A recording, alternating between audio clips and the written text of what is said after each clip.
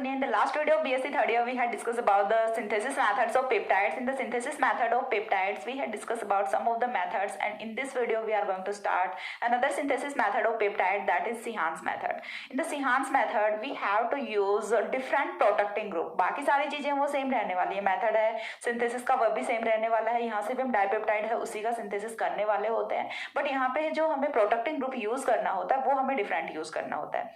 Like हमने बर्गमान synthesis में और जो सॉलिड फेज सिंथेसिस था उसमें हमने बेंजिल क्लोरोफॉर्मेट यूज किया था. थर्ड हमने किया ट्रिटिल, उसमें हमने ट्रिटिल क्लोराइड यूज किया था. यहाँ पे हम थैलिक एनहाइड्राइड यूज कर रहे होते हैं. जो प्रोटेक्टिव ग्रुप हमें यूज करना है सिर्फ वही चेंज करना है, बाकी पूरा का पूरा सिंथेसिस मेथड है वो एज इट इज ही रहने वाला है. सो सिहान्स मेथड है वो फोर्थ मेथड है पेप्टाइड सिंथेसिस में. इसके बाद भी दो मेथड और बचते हैं, फीसर मेथड एंड एज़ेलेक्ट्रॉन मेथड. दो मेथड और बचते हैं, फटाफट कंप्लीट करेंगे. सिहान मेथड देखते हैं पहले. इस वीडियो में सिर्फ सिहान मेथड है वही डिस्कस होने वाला है, बाकी जो दो वीडियोस हैं वो डिफरेंट वीडियो बाकी जो दो मेथड्स हैं वो अलग वीडियोस में आएंगे. ठीक है, तो सिहान मेथड है वो आपका फोर्थ मेथड है, सिहान्स मेथड.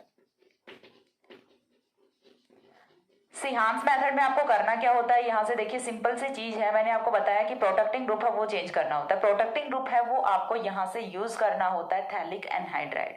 थैलिक एनहाइड्राइड से आपको एमिनो एसिड का प्रोटेक्शन कराना होता है. देन आपको क्या करना होता है, after the protection of N terminus आपको अनदर एमिनो एसिड के साथ में रिएक्शन करानी होती है. लास्ट में आपको वही रिडक्शन कराना होता है. ठीक है, तो यहाँ से देखिए इस बार रिडक्शन है वो आपको किसकी प्रेजेंस में कराना होता है, हाइड्रोजन और जो एथेनॉल है उसकी प्रेजेंस में एसिडिक हाइड्रोलिसिस कराना है. तो फर्स्ट ऑफ ऑल तो हम यहाँ से प्रोटेक्शन से स्टार्ट करते हैं. ठीक है, आपको जो यहाँ से थ्योरी है वो नहीं लिखनी होती, स्टेटमेंट वगैरह नहीं लिखने होते, सिर्फ आपको रिएक्शन है वो दिखानी होती है. तो ये होता है आपका phthalic anhydride. First of all आपको पता होना चाहिए कि थैलिक एनहाइड्राइड है वो क्या होता है. Phthalic anhydride, this is phthalic anhydride.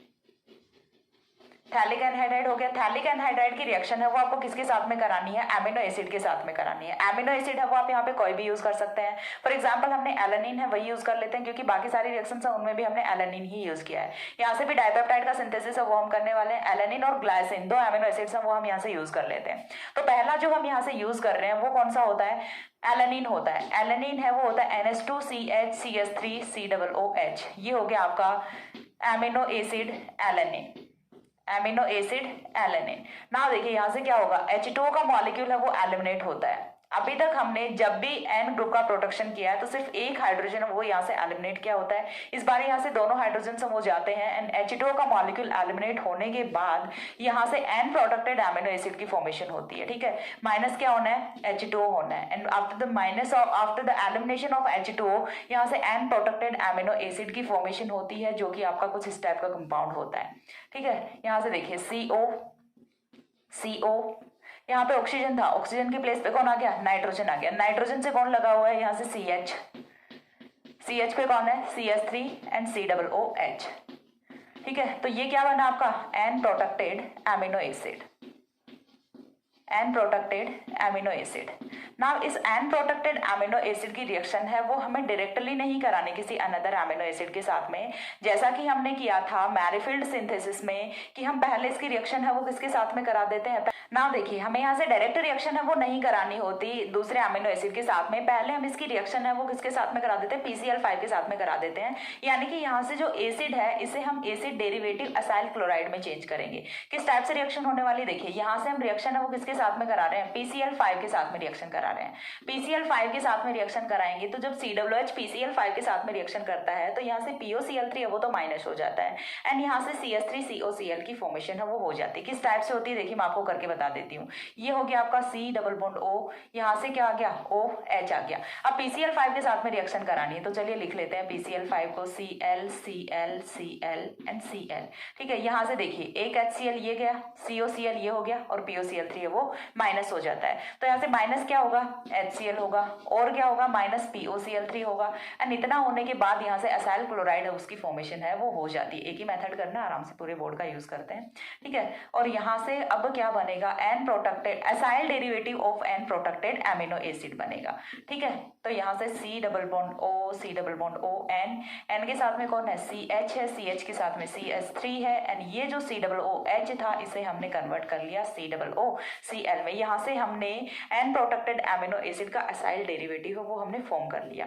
अब इसके बाद हम इसकी रिएक्शन है वो कराते हैं अनदर एमिनो एसिड के साथ में। अनदर एमिनो एसिड है वो हमें कौन सा यूज करना है, अगेन हम क्या यूज कर लेते हैं, ग्लाइसिन यूज कर लेते हैं। तो चलिए हमने अगेन यहाँ से ग्लाइसिन यूज कर लिया, ये हो गया आपका H, यहाँ से कौन आ गया, NH आ गया, NH के साथ में कौन आएगा, CH2 आएगा, CH2 के साथ में कौन आएगा, COOH आएगा। ठीक है, माइनस क्या होना है, यहाँ से HCl होना है। After the elimination of HCl, ठीक है, यहाँ से माइनस क्या हो रहा है, HCl हो रहा है, HCl माइनस हो रहा है, सो दैट यहाँ से पेप्टाइड बॉन्ड की फॉर्मेशन होने वाली है। तो देखिए यहाँ से नेक्स्ट कंपाउंड है वो आपका कुछ इस टाइप का फॉर्म होना है।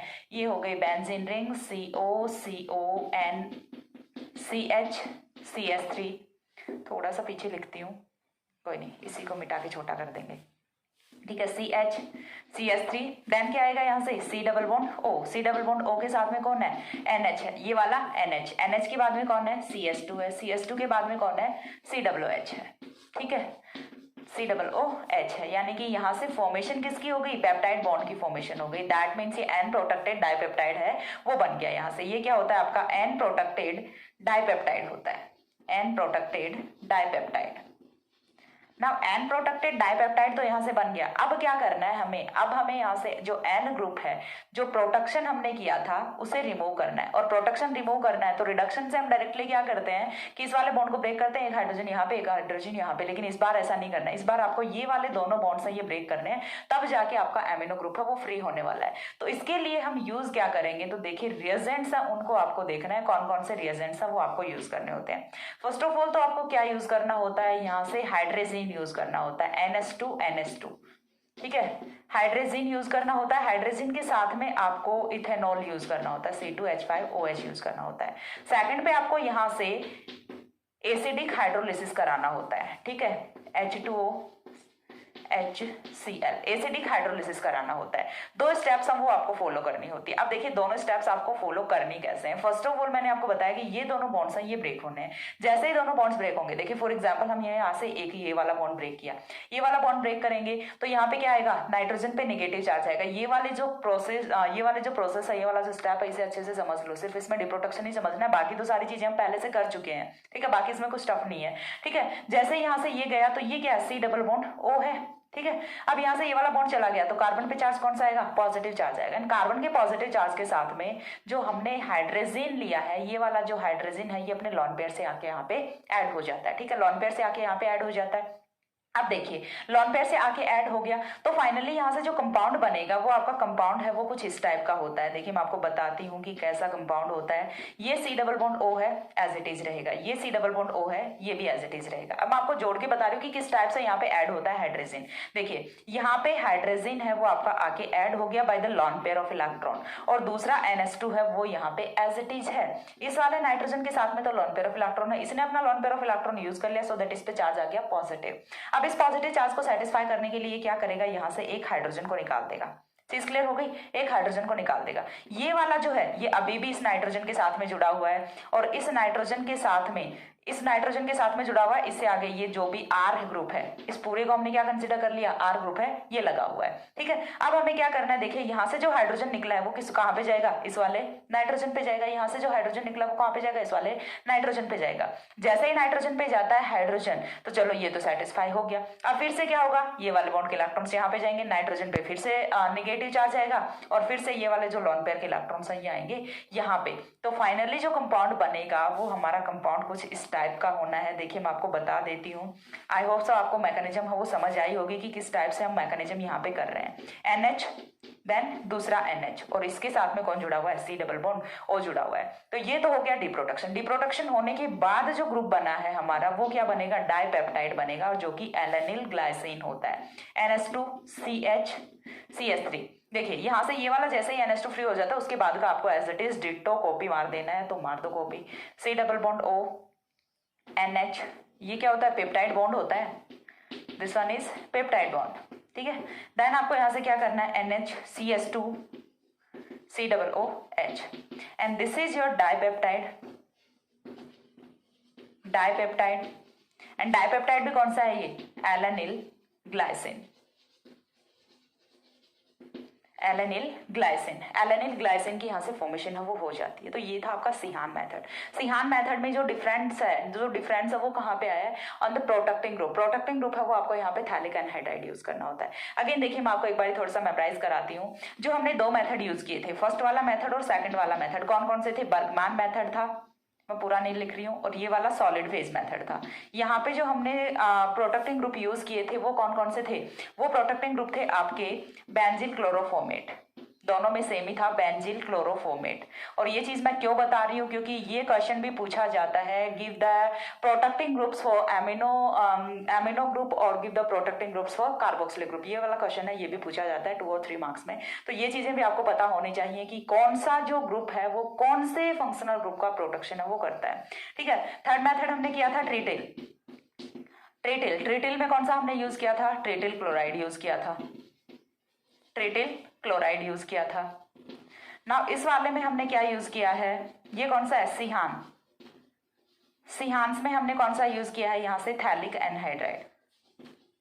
कितनी गंदी हैंडराइटिंग आ रही है मेरी, थैलिक एनहाइड्राइड। सिर्फ इतना ही समरी है अभी तक का। सिर्फ आपको प्रोटेक्टिंग ग्रुप हम वो ध्यान रखने हैं। प्रोटेक्टिंग ग्रुप यदि आपको समझ आ जाते हैं कि कौन से मेथड में कौन सा पार्टिकुलर प्रोटेक्टिंग ग्रुप यूज हो रहा है, देन आप इजीली मेथड है वो कर सकते हैं। बर्गमान सिंथेसिस और जो आपका सॉलिड फेज सिंथेसिस था, ये थोड़े से लेंथी सिंथेसिस है, बट यहाँ से हम जो ट्राइपेप्टाइड्स होते हैं या फिर पॉलीपेप्टाइड्स होते हैं उनका सिंथेसिस करते हैं। बाकी से हमने सिर्फ डाइपेप्टाइड का सिंथेसिस किया। ट्रिटिल से भी डाइपेप्टाइड बनाया था, थैलिक एनहाइड्राइड से भी डाइपेप्टाइड ही बनाया था। ठीक है, ये जो दोनों मेथड्स हैं इनसे हम पॉलीपेप्टाइड का सिंथेसिस है वो कर सकते हैं। सो दैट ये वाले जो सिंथेसिस मेथड्स हैं ये थोड़े से बड़े होते हैं, इनकी स्टेप्स हैं वो थोड़ी सी कॉम्प्लिकेटेड होती हैं, और जो वो भी सिर्फ सॉलिड फेज में है। और सॉलिड फेज भी यदि आपको एक बार अच्छे से समझ आ गया then you will never forgot it. ठीक है, सो आज के मेथड में इतना ही था।